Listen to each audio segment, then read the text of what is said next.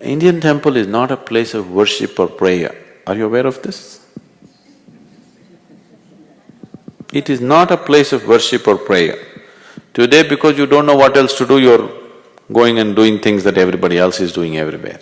Nobody ever leads a prayer in the Indian temple. These were… there's a whole science of building a temple. This is called as Agama Shastra. If the shape and size of the idol, the mudras that the idol will hold, the mantras that you use to consecrate this, the size and shape of the sanctum sanctorium, the outer parikrama, all these things, there are five basic ingredients. If these five things are properly matched, it will become a very powerful field of energy. So the tradition tells you, every day in the morning before you go to work or anywhere else, first thing is you have a shower, go sit in the temple for some time and then go out into the world. It is like a public battery charging place. Once you go into the world, the nature of the world, the physical, material world is such, once you go into the world, every transaction in the world is like this. My profit is your loss is my profit.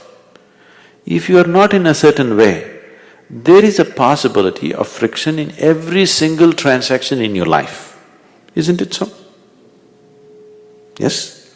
Every word that you utter, every little thing that you exchange, everywhere you can fight with somebody. Because in everything it is like this, if you have… somebody has to get something, somebody has to lose something. This is the nature of the material existence. When it is so, unless you are in a certain way within yourself, unless you found something valuable within yourself, at every point you will fight.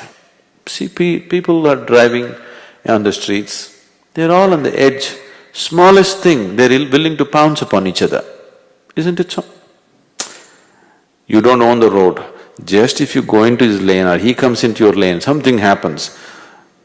I've seen people completely freaking out and do you see this? Because every transaction is a friction if you are not in a certain way within yourself. So every day you go there, charge your batteries and go out so that you sail smoothly through the day and come back. It is also said in the tradition, once you're in the spiritual path, you need not go to the temple.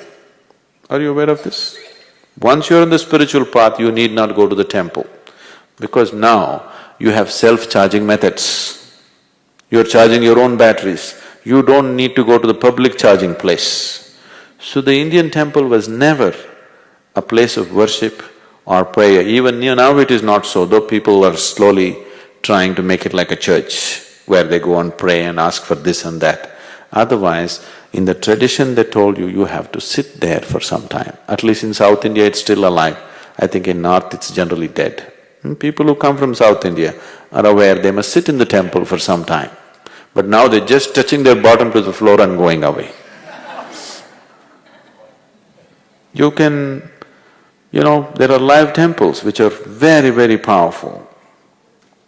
They've given you something about the Dhyanalinga temple? In this temple there are no rituals, there's no worship, there's no prayer, there's no offerings. It's in total silence, always. You come and sit there.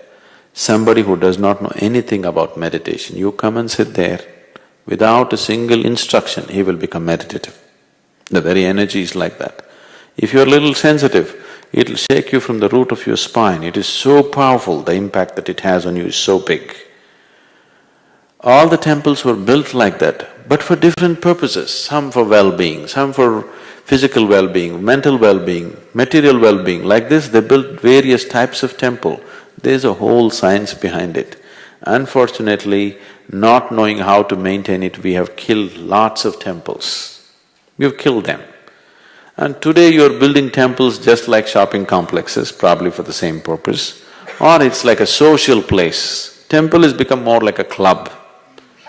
It's okay in United States, you want to meet your own community in a certain atmosphere, so you create a certain thing. But the temple in its original form is a very powerful energy center.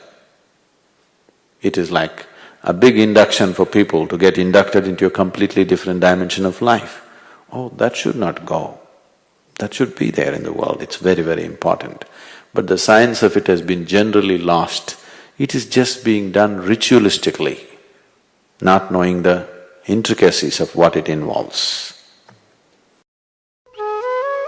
For more on Sadhguru, visit www.ishafoundation.org.